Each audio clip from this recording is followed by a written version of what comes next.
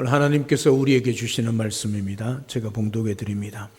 왕이 뭇 백성에게 명령하여 이르되 이 언약책에 기록된 대로 너희의 하나님 여호와를 위하여 유월절을 지키라 하며 사사가 이스라엘을 다스리던 시대부터 이스라엘 여러 왕의 시대와 유다 여러 왕의 시대에 이렇게 유월절을 지킨 일이 없었더니 요시야 왕 18째 해에 예루살렘에서 여호와 앞에 이 유월절을 지켰더라. 요시야가 또 유다 왕 유다 땅과 예루살렘에 보이는 신접한 자와 점쟁이와 드라빔과 우상과 모든 가증한 것을 다 제거하였으니 이는 대제사장 hil기야가 여호와의 성전에서 발견한 책에 기록된 율법의 말씀을 이루려 함이라. 요시야와 같이 마음을 다하며 뜻을 다하며 힘을 다하여 모세의 모든 율법을 따라 여호와께로 돌이킨 왕은 요시야 전에도 없었고 후에도 그와 같은 자가 없었더라. 아멘. 오늘 본문에서 열왕기서 저자는 요시야 왕을 25절에 보면 이렇게 평가하고 있습니다. 요시야와 같이 마음을 다하며 뜻을 다하며 힘을 다하여 모세의 모든 율법을 따라 여호와께로 돌이킨 왕은 요시야 전에도 없었고 후에도 그와 같은 자가 없었다. 전무후무한 그런 왕이었다는 것을 기록하고 있는 것을 보게 되어집니다. 사실 요시야 왕의 아버지는 아몬입니다. 이 아몬이 악한 왕이어서 신하들이 그를 2년 만에 죽여버립니다. 그리고 그 아버지를 대신해서 8살밖에 되지 아니하는 요시야를 왕으로 세웠습니다. 그리고 요시야의 조부였던 할아버지였던 므낫세 왕, 유명하지요. 얼마나 악한 왕이었습니까? 히스기야가 하나님 앞에 죽을 병에 걸려서 하나님 앞에 간절히 기도해서 보너스 인생 15년 가운데 12년째 죽어야 할 그 인생이 정말 하나님의 은혜로 생명의 은혜를 받고 2년 후에 낳았던 아들이 므낫세 왕입니다. 그런 왕이 아버지 히스기야의 본을 받지 않고 하나님 앞에 온갖 악행을 저질렀다. 그렇게 기록을 하고 있습니다. 열왕기하 21장 16절에 보면 므낫세가 유다에게 범죄하게 하여 여호와께서 보시기에 악을 행한 것 외에도 또 무죄한 자의 피를 심히 많이 흘려 예루살렘 이 끝에서 저 끝까지 가득하게 하였더라. 이 끝과 저 끝은 그 안에 예루살렘 안에 죄악이 가득하게 만들었다. 그게 므낫세 왕입니다. 그 할아버지입니다. 할아버지 또 아들 아몬 그리고 그의 손자인 요시야 이렇게 대를 이어 내려오고 있는데 반면에 요시야 왕은 8세 때 어린 나이 왕이 되었음에도 불구하고 다윗 왕의 길을 따라갔다. 그렇게 기록하고 있는 것을 보게 되어집니다. 이 요시야 왕이 왕위에 오른 지 18년이 되던 해에 나라의 이곳저곳을 살펴보다가 하나님의 성전이 허물어 있고 또 오랫동안 방치되어 있는 것을 보고 성전을 수리하게 만듭니다. 그동안 백성들이 성전세로 내었던 은을 어떻게 쓰였는지 조사하고 이제라도 다시 그 성전세가 제대로 쓰이도록 제도 또한 고쳤습니다. 어느 정도 성전세가 모였을 때 대제사장 hil기야에게 맡겨서 성전을 수리하게 합니다. 성전을 수리하다가 이 대제사장 hil기야가 율법책을 발견하게 되었습니다. 그 율법책은 모세가 기록했던 율법책입니다. 특별히 hil기야가 발견했던 그 율법책에 기록된 핵심 내용은 유월절에 대한 내용이었습니다. 열왕기하 22장 8절에 보면 대제사장 hil기야가 서기관 사반에게 이르되 내가 여호와의 성전에서 율법책을 발견하였노라. 같은 본문을 병행하고 있는 역대하 34장 14절에도 무리가 여호와의 전에 연보한 돈을 끊을 때에 제사장 hil기야가 모세에 전한 여호와의 율법책을 발견했다. 그렇게 기록을 하고 있습니다. 유다의 역대 왕들은 율법책이 어디에 있었는지조차 알지 못했습니다. 심지어 요시야 왕도 히스기야 왕도 몰랐습니다. 그런데 요시야 왕이 성전 수리를 하면서 hil기야에게 맡겼는데 그 hil기야가 성전을 수리하다가 헌금궤를 열다가 그 안에 율법책이 들었다는 것을 발견한 것이지요. 그러니까 요시야 이전에 요수아 이후에 그 어느 누구도 이 율법책을 따라서 말씀을 지키지 못했다는 것을 말씀해 주고 있는 것입니다. 제사장들도 서기관들도 그 율법책이 어디 있는지 몰랐습니다. 그러니 그들의 삶이 어땠겠습니까? 말씀이 없습니다. 그러니 자기 마음대로 살아가지 않겠습니까? 하나님의 그 법을 잊어버리고 우상에 빠져 있는 것을 보게 되어집니다. 그러니 하나님의 말씀을 등한시하고 무시한 것은 여사지요. 그러니 하나님이 가장 싫어하는 우상 숭배까지 하게 되는 것이지요. 말씀 없이 진정한 믿음을 얻을 수 없습니다. 말씀 없이 영적 각성은 결코 일어나지 않습니다. 하나님의 말씀을 읽지 않으면 아무리 은혜를 사모하고 영적 충만을 갈망하여도 이루어질 수가 없습니다. 말씀이 뭡니까? 하나님께서 우리에게 주신 말, 그걸 존칭을 써서 말이라고 그럽니다. 말씀이라고 그럽니다. 하나님이 직접 우리에게 주신 음성이 기록되어져 있는 그 말씀이 성경이 우리에게 없으면 우리는 바르게 살아갈 수 없습니다. 닫혀져 있는 성경을 다시 펼쳐야 합니다. 그리고 펼쳐서 그 성경을 읽어야 한다는 것이죠. 말씀의 홍수 시대에 살아가고 있는 우리들, 온갖 것들의 말씀들이 우리 귀에 들리고 있지 않습니까?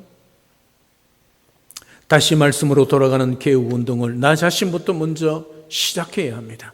마르틴 루터가 외쳤던 대로 성경으로 돌아가서 그 속에서 진리를 발견하고 이 세상을 이기는 능력을 얻어야 합니다. 말씀에서 하나님의 능력이 나타나기 때문입니다. 하나님의 말씀만이 참 개혁의 신앙으로 인도하여 주고 우리의 삶을 바른 길로 가게 하고 바르게 살도록 인도한다는 것을 분명히 기억해야 합니다. 오직 성경으로 오늘 우리 시대의 종교개혁, 지금 여기에서 나로부터 이루어 갈 수 있는 그런 우리 모든 성도님들 되시기를 주님의 이름으로 축복합니다. 그러면 지금 여기에서 나로부터의 개혁할 내용은 무엇이겠습니까? 오늘 요시야가 했던 개혁이 무엇이겠습니까? 말씀 회복의 개혁입니다. 오늘 21절 상반절에 보면 왕이 뭇 백성에게 명령하여 이르되 이 언약책에 기록된 대로, 지금까지는 언약책, 율법이 없었기 때문에 그들이 전통으로 내려오는, 듣고 보고 그리고 전해져 내려오는 그 신앙으로 살았지만 이제 율법책이 발견되었으니 그 율법책에 기록된 대로 그렇게 살아가라, 그렇게 행하라 명령을 하고 있는 것을 보게 되어집니다. 이 언약책은 모세가 기록했던 모세오경, 특별히 유월절이 기록된 부분의 말씀입니다. 요시야 왕은 왕으로 있었던 18년 동안 하나님의 말씀대로 살기 위하여 최선을 다했습니다. 그래서 성전도 다시 회복시키려고 했습니다. 그런데 지금 자기 앞에 낭독되고 있는 이 율법책은 지금까지 들은 적이 없었던 것입니다. 최선을 다하여 하나님의 계명을 지켰습니다. 어떻게 하든지 하나님을 사랑하며 온갖 우상의 그 모든 제단을 다 허물었습니다. 지금 그럼에도 불구하고 지금 자기 귀에 듣고 있는 이 계명은, 이 율법은 들어본 적이 없었습니다. 알지 못했으니 지킨 짓도 없는 그런 말씀이지요. 요시야는 충격을 받았습니다. 자기 나름대로 신앙생활을 최선을 다하고 하나님을 잘 섬긴다고 자부했던 요시야 왕임에도 불구하고 그 하나님의 율법책이 낭독되고 자기 귀에 들리는 순간에 자기 옷을 찢을 수밖에 없었습니다. 왜요? 그렇게 살지 않았거든요. 그런 유월절을 지키지 않았거든요. 하나님 앞에 그렇게 열심히 신앙생활을 한다고 했음에도 불구하고 지금까지 단 한 번도 유월절을 지킨 적이 없었기 때문이죠. 옷을 찢는 것은 회개를 의미하는 것이죠. 그럼 요시야는 왜 유월절을 절기를 지킨 것일까요? 왜 그 전에 왕들은 이 유월절을 지키지 않은 것일까요? 이유는 간단합니다. hilki야가 발견한 이 율법책의 가장 핵심되는 내용이 바로 그 부분이 전체가 있는 게 아니라 그 부분이 유월절의 내용이었습니다. 다시 말하면 그 전에 왕들이 이 율법책에 기록되어 있는 유월절의 존재를 모르고 있었던 것이지요. 그러니 유월절을 지키지 않았다는 말입니다. 이 율법책을 통해 유월절의 존재를 알게 된 요시야는 이제라도 이 유월절을 제대로 지켜서 하나님의 백성으로 회복시키자, 그리고 하나님의 말씀으로 돌아가자 결단하였던 것이지요. 그래서 오늘 22절에 보면 이렇게 유월절을 지킨 일이 없었다. 지킨 일이 없었다. 그런데 요시야가 율법책을 발견하고 그 하나님의 말씀을 열고 그 하나님의 말씀을 서기관 라반이 읽는 동시에 자기 귀에 들리는 순간에 하나님 말씀 앞에 엎드려 회개하고 그 율법을 그대로 엄격하게 기록된 대로 지키게 했다는 사실이 있죠. 사랑하는 여러분, 무엇이 개혁이고 무엇이 부흥일까요? 어떤 절기를 지키고 행사를 하는 것이 개혁이고 부흥이겠습니까? 그렇지 않지요. 하나님의 말씀의 회복, 이것이 개혁이고 부흥입니다. 요시야를 보십시오.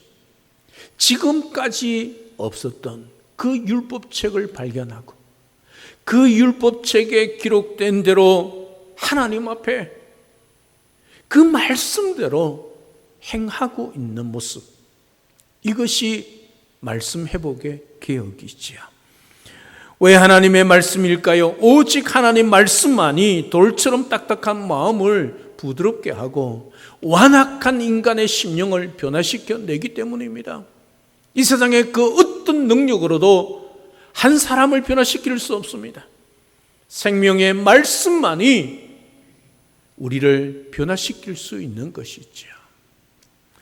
먼지를 뒤집어 쓰고 있는 성경책이 있습니다.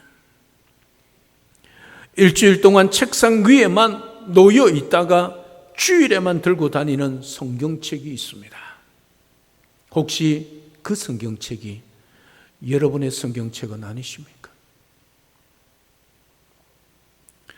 나의 사랑하는 책 비록 헤어졌으나, 옛날 우리 어머니들은 성경책이 헤어지도록 읽어서 그 책을 사랑했습니다. 자주 예배당 바닥에 무릎을 꿇고 눈물로 기도하며 밤새워 철야했던 어머니들의 기도에 무릎이 있었습니다. 그런데 우리는 열어보지 않지요. 무릎 꿇지 않지요. 밤새워 기도하지 않습니다. 그만큼 우리가 살아가기 편한 세상이 되었다는 것이지요. 말씀 없어도 살아갈 자신이 있기 때문 아니겠습니까? 정말 그렇습니까? 그러니 성경을 보아도 감동이 없고 말씀을 들어도 냉랭하고 그 내용을 모르니 교만할 수밖에요. 개혁과 부흥은 언제 시작이 될까요?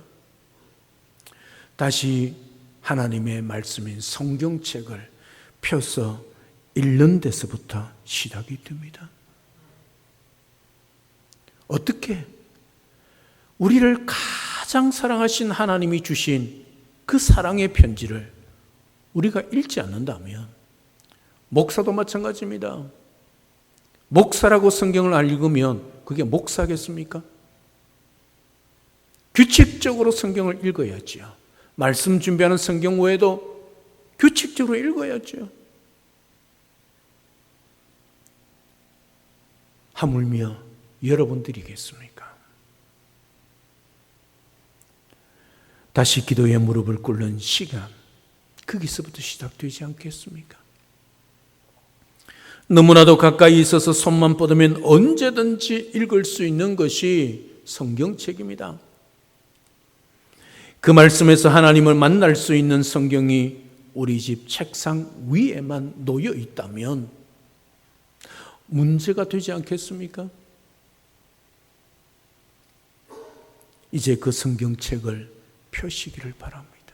그리고 그 안에 기록되어져 있는 하나님의 말씀을 읽으십시오.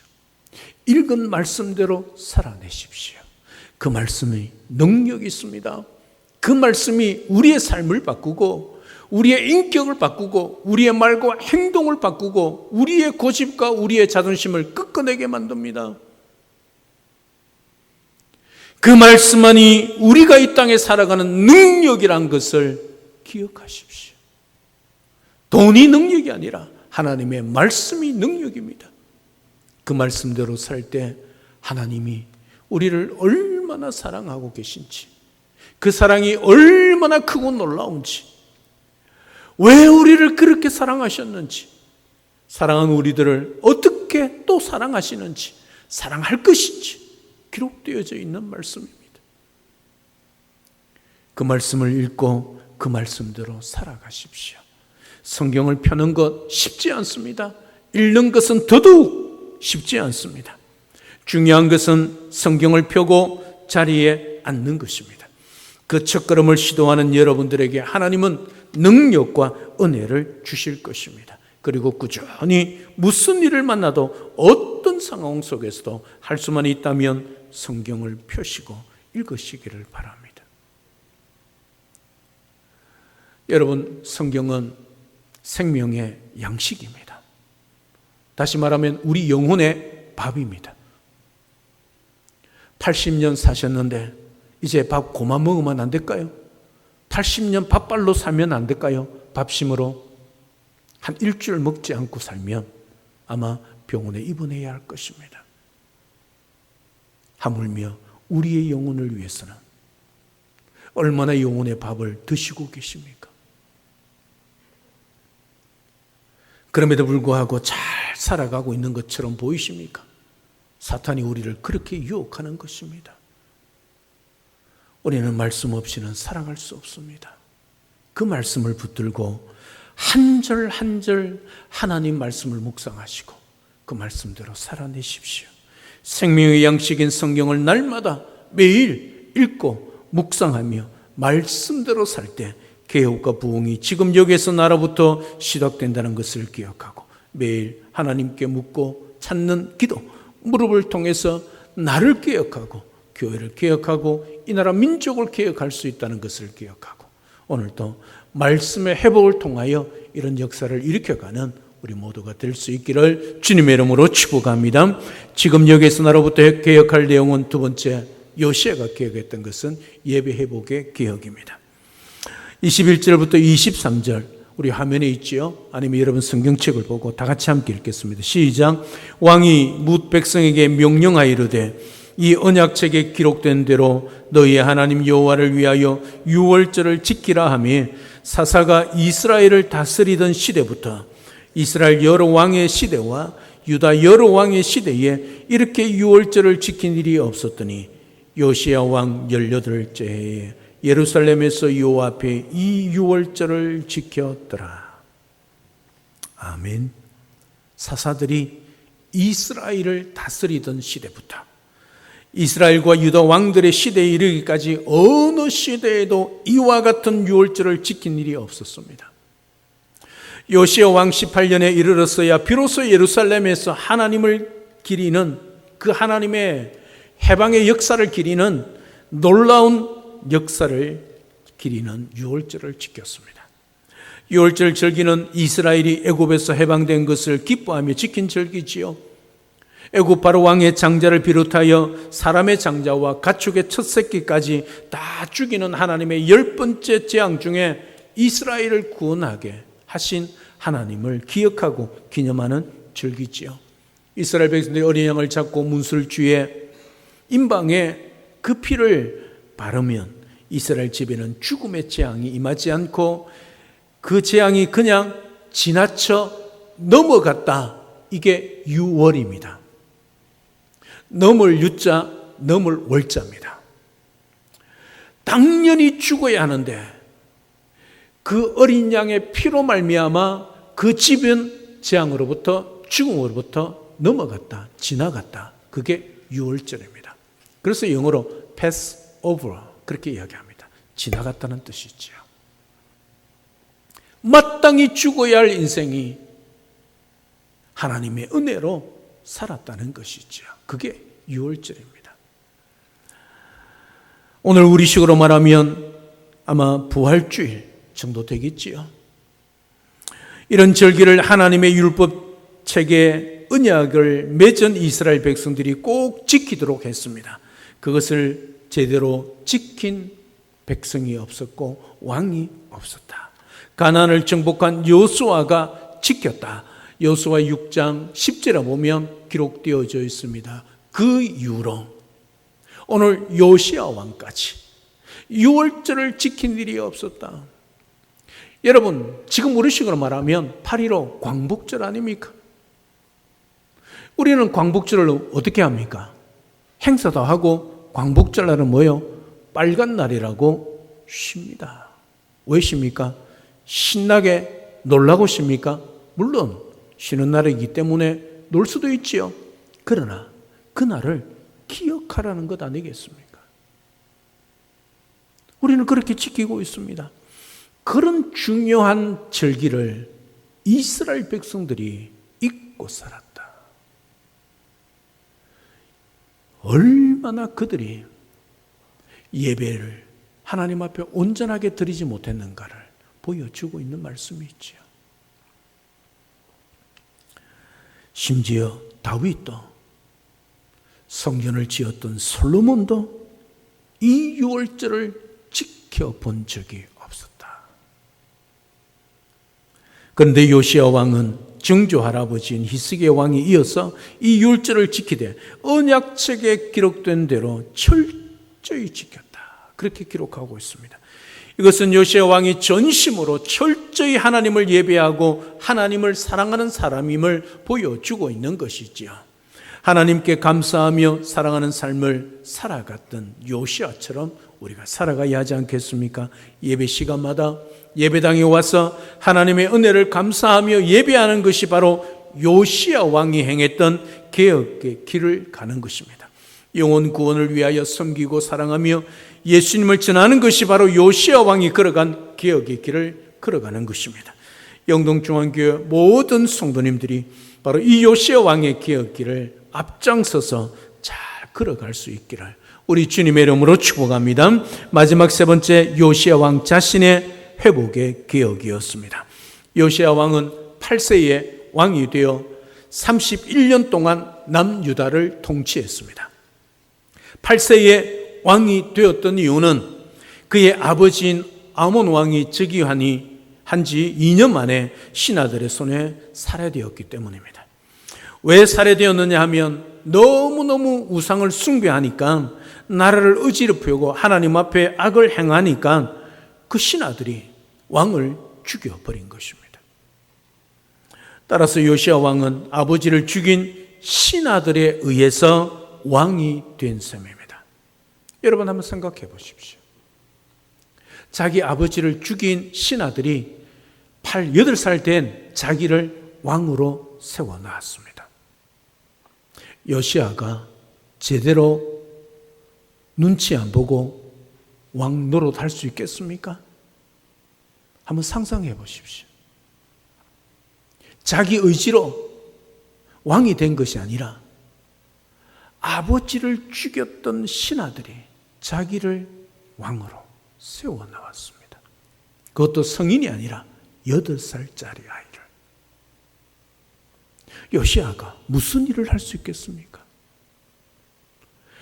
아버지를 죽이고 자기를 세웠던 그 신하들이 아마 정권을 잡고 있지 않았겠습니까? 좌지우지하는 것, 나라 일을 좌지우지하는 것, 손바닥 뒤집듯이 쉽지 않겠습니까? 그런 시대에 요시야가 왕이 되었습니다.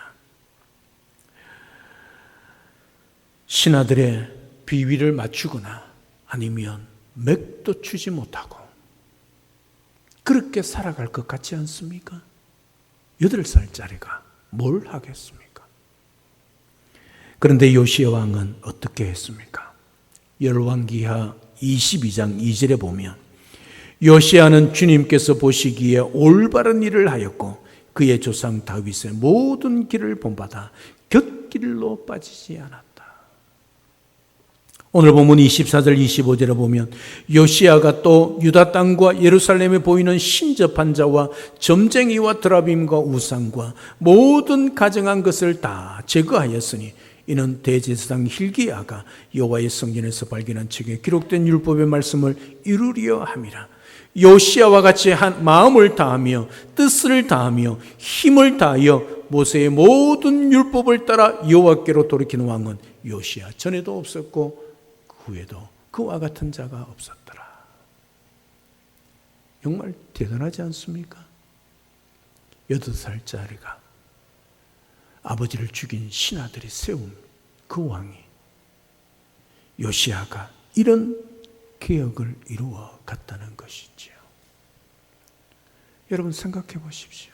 방금 말씀드리지 않았습니까? 자기 아버지를 죽인 신하들이 자기를 왕으로 세웠습니다. 요시야가 누굴 두려워하겠습니까? 그 신하들을 두려워하지 않겠습니까? 그랬으면 이런 개혁을 이루어내지 못했을 겁니다. 이 요시야가 누굴 두려워했습니까? 하나님을 두려워했지요. 하나님을 두려워한 것입니다. 그 신하들보다 더 하나님을 두려워한 것이죠. 그러니 자신을 개혁할 뿐만 아니라 온 나라를 개혁하게 되었다는 사실이죠. 만약에 자기 아버지를 죽이고 자기를 왕을 세웠던 그 신하를 두려워했다면 개혁은 둘째치고 아마 요시야 왕도 일찍 죽었을지도 모르겠습니다. 그렇지 않습니까? 아버지를 죽였는데 그 아들 죽이는 건 식은 죽 먹기 아니겠습니까? 세상을 두려워하지 않았습니다. 사람을 두려워하지 않았습니다. 오직 하나님, 그 하나님을 두려워한 것이지요. 그러니 요시야 왕 이전에, 요시야 왕 이후에 이 요시야 왕 같은 사람이 없었다는 것을 성경이 평가하고 있다는 말씀이지요. 사랑 여러분, 많은 사람들이 신앙생활을 잘못하는 이유로 환경 탓을 하며 남 탓을 합니다. 안 믿는 부모 때문이고 안 도와주는 남편 때문이고 잘 따라와 주지 않는 자식 때문이라고 변명합니다. 그러면 요시야는요, 얼마든지 변명할 수 있었을 겁니다. 그렇지 않습니까? 내가 무슨 힘이 있습니까? 아버지를 죽인 신하들 때문에 내가 무슨 왕노릇 할 수 있겠습니까? 얼마든지 핑계대고 변명할 수 있었습니다. 그럼에도 불구하고 요시야는 그리하지 않았습니다. 그 불가능한 상황 속에서도 하나님을 찾았고 그리고 자신을 하나님 앞에 세웠습니다. 더욱더 감동적인 것은 요시야 왕이 그렇게 하나님을 찾기 시작한 때가 언제부터였는가 하는 것이지요. 병행구절인 역대하 34장 3절에 보면 요시야는 왕이 된 지 8째 해에, 그러면 왕이 되었을 때가 몇 살이었습니까? 8세, 8세지요. 그리고 왕이 된 지 8년이 지났습니다. 그러면 몇 년입니까? 16년. 16살 때. 16살 때 이런 개혁을 이루어 갔다는 것이죠. 여러분, 16이면 지금 우리 아이들은 몇 학년이지요? 중3.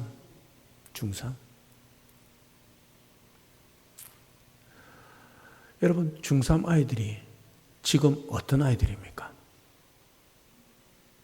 중3 아이들이 어떤 아이들입니까? 한참, 네?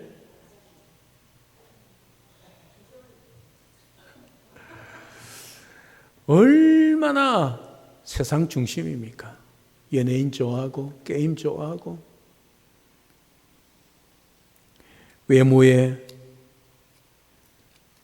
메이크 신발에, 메이크 옷 아니면 학교를 가지 않으려고 그러고 그런 아이들 아닙니까? 아이돌에 관심을 갖고 게임에 몰두하는 나이입니다. 그런데 16세 소년 요시야는 하나님을 찾았습니다. 하나님을 구했습니다. 그래서 산당과 아세라 목상을 비롯해서 우상들을 없애고 나라를 새롭게 기억했습니다. 여러분, 나이가 문제 아니지요. 무엇이 문제입니까? 누구를 바라보고 누구를 섬기며 누구를 두려워하느냐 하는 것입니다. 요시야 8세의 왕이 되고 16살 때에 이런 종교 개혁을 일으켰던 것은 사람을 두려워하고 사람을 보지 않고 하나님만 바라보고 하나님만 두려워했기 때문이란 것입니다. 다시 말하면 요시야가 능력 있어 행한 것이 아니라 하나님이 능력 주셔서 요시야가 지금 기억하고 있다는 사실이죠. 하나님을 찾고 하나님을 두려워하고 하나님을 사랑하는 자를 하나님이 그렇게 사랑하시고 하나님이 그런 능력을 주신다는 것을 요시야를 통해서 증명하고 있지 않습니까? 청년의 때에 하나님을 바로 만나고 하나님을 제대로 찾게 만들어야 하지 않겠습니까? 여러분의 자녀 손들을 돌아보십시오. 중국은요, 18세 이전까지는 모든 종교 활동을 법으로 금지하고 있습니다. 그러니까 중국에는요, 교회학교, 주일학교가 없습니다. 유치부, 초등부, 중고등부 없습니다. 교회는 어디부터 시작합니까? 청년부터 시작되어집니다. 왜 사회주의, 공산주의 중국이 18세 이전까지는 종교활동을 못하였다가 18세 이후로는 종교활동을 할 수 있게 만들어 놓은 줄 아십니까? 법으로. 왜 그렇겠습니까? 여러분, 그때에 그들이 사회주의 사상을 그들에게 주입시켜 놓으면 어떤 종교가 들어와도 그들을 변화시킬 수 없다는 것을 알기 때문이란 것이죠. 다시 말하면 그 18세까지 청소년기 아이들에게 사회주의를 세뇌시켜 놓으면 그들이 사회주의자가 된다는 것이죠. 그걸 공산주의 사회주의자들도 믿고 지금 법으로 정해놓고 있다는 사실입니다. 우리식으로 말하면 유초등부, 중고등부죠. 이때 누구를 만나느냐, 누구를 찾느냐에 따라서 그의 인생이 달라진다는 것을 사회주의자들도 증명을 하고 있다는 사실 아닙니까?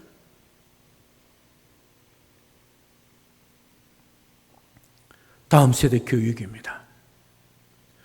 교회 학교 때 창조주 하나님을 기억하고 섬기며 경외하는 삶이야말로 그 어떤 교육과 과외보다 더 중요하다는 것이지요.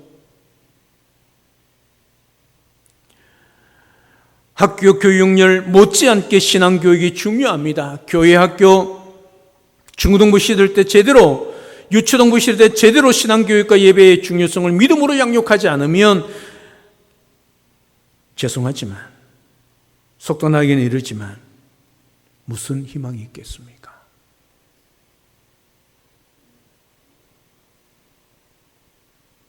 이 말은 부정적인 말이 아닙니다. 조건이 붙었지 않습니까? 역으로 말하면 유치부, 초등부, 중고등부 아이들을 믿음으로 잘 양육하면 얼마든지 희망이 있고 소망이 있다는 말이죠. 숫자 많고 적고가 문제가 아닙니다. 물론 한 인생은 하나님께서 주관하시고 붙드시며 인도하십니다. 하나님 없는, 신앙 없는 다분히 세속적인 아이들이 크면 성숙한 신앙인이 된다고 자신할 분이 과연 여기에 몇 명이나 되겠습니까? 사회주의자들도 18세 이전에 이미 사상교육, 인성교육의 판도를 가름할 수 있다는 것을 알고 지금도 그렇게 하고 있습니다. 이 법을 바꾸지 않고 있습니다. 물론 복음은 능력이 있기에 그리한다 할지라도 그들이 예수를 믿는 사람이 1억이 넘지만 말입니다. 과연 우리 가정은 우리 교회는 어떠한지 깊이 돌아보아야 하지 않겠습니까? 정말 하나님을 경외하는 것이 지식의 근본이고 복의 근본임을 깨닫는다면 우리 자녀 손들에게 오직 예수, 오직 믿음으로 살아가도록 양육해야 하지 않겠습니까? 하나님이 우리 자녀 손들의 인생을 책임질 것을 우리가 믿고 있지 않습니까? 그러면 우리가 어떻게 우리 자녀 손들을 양육해야 하겠습니까? 무엇을 가장 중요하게 생각해야 하겠습니까? 요시야는 8세의 왕이 되어 하나님을 찾았습니다. 사람을 두려워하지 않고 오직 믿음으로 살았습니다. 그 요시야를 하나님이 그 망해가는 유다를 다시 회복시키는 왕으로 세워주신 것이지요. 특별히 교회 학교 교사들, 주일 하루 교회 학교에 나온 아이들을 가르치고 아이들과 함께 한다고 사명을 다했다고 생각하지 마십시오. 교사들은 주중에도 아이들을 가슴에 품고 하나님 앞에 한 영혼 한 영혼 아이들의 이름을 불러가며 하나님 앞에 간절히 눈물로 기도해야 합니다. 바울처럼 이 아이가 나의 상급이요 나의 면류관입니다. 부끄러움 없이 고백할 수 있는 그런 교사들이 되어야 합니다. 이왕 교사로 맡았으니까 말입니다. 그리고 주중에 아이들과 부모들에게 연락하며 특별한 날에는 아이들과 주중에 만나서 교제하십시오. 그리고 주말에는 아이들과 부모들에게 연락하여 주일에 일찍 일어나 예배에 나올 수 있도록 약속하고 또 픽업하고 데려오십시오. 아니면 성도들이 가까이 성도들이 있다면 그 성도들에 부탁해서 그 아이들을 좀 깨워올 수 있도록. 특히 교사는 50주 결석을 하거나 지각을 해서는 아니 됩니다. 부득불 몸이 아파 입원하거나 침상에 누울 수는 있겠지만 그럴 때는 어쩔 수 없겠지만 절대로 결석하거나 지각해서는 아니 됩니다. 주일날 아이들보다 먼저 와서 아이들을 기다리며 또 그 아이들을 맞이해야 합니다. 교사라고 하면서 일주일에 한 번 주일날에 허겁지겁 달려와서 아이들을 가르친다면 어떻게 이 시대의 요시야로 만들 수 있겠습니까? 교사들에게 맡겨주신 반 아이들, 반 목회입니다. 그 아이들 목회 아닙니까? 잘 감당하십시오. 그것이 우리에게 복이고 상급이고 면류관임을 잊지 마십시오. 다음 세대들의 그 양육을 교사들에게만 맡기지 마십시오. 누차 말씀드립니다. 조금 일찍 오셔서 여러분들이 기도하고 돕고 또 주일학교 예배 시간에 앉아서 그 아이들을 살펴보십시오. 그리고 여러분들이 가까이 있는 아이들이 있다면 그 아이들을 자주 만나서 그 아이들을 함께 해보십시오. 교회 교육은 교사만 하는 게 아니라 교회 학교에서만 하는 게 아니라 우리 모두가 하는 것입니다. 관심을 가지고 그 아이들을 사랑하며 그 아이들의 이름을 불러가며 하나님 앞에 기도하고 교사들을 섬기는 교사들을 더 잘 대접하고 또 그들을 격려하고 위로해 주며 말씀으로 잘 가르칠 수 있도록 함께 해 주십시오. 우리 다음 세대들이 믿음으로 자라서 이 시대의 요시야 그 한 사람이 이 시대를 바꾸어내고 세상을 바꾸어내는 그런 하나님의 사람으로 세워갈 수 있는 우리 모두가 되면 좋겠습니다. 오늘 요시야 한 사람이 유다를 개혁했습니다. 한 사람 루트가 교회를 개혁했습니다. 나 한 사람으로 가정이 새로워지고 직장이 새로워지고 교회가 새로워지고 나라가 새로워질 수 있다는 말입니다. 오늘 요시야처럼 말씀 회복, 예배 회복, 자신의 회복의 기억을 이루어 가야 합니다. 종교개혁은 기념만 해서는 아니 됩니다. 지금 여기에서 나로부터 개혁이 시작되어야 합니다. 나태와 타성에 젖은 신앙의 모습을 과감하게 벗어버리고 개혁에 이르는 신앙을 소유하는 우리가 되어야 할 것입니다. 우리 가정과 교회와 영동 지역과 우리나라와 민족과 세계 열방을 개혁해가는 이 시대의 요시야 저와 여러분들이 다 될 수 있기를 우리 주 예수 그리스도 이름으로 축복합니다. 할렐루야.